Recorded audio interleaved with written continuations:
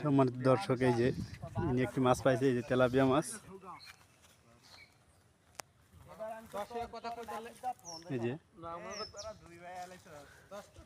আমাদের আমাদের জাহিদ চলে আসছে মাছ মারতে। এই যে জাহিদ, জাহিদ মাছ পাইছ? হ্যাঁ, মাছ নাই?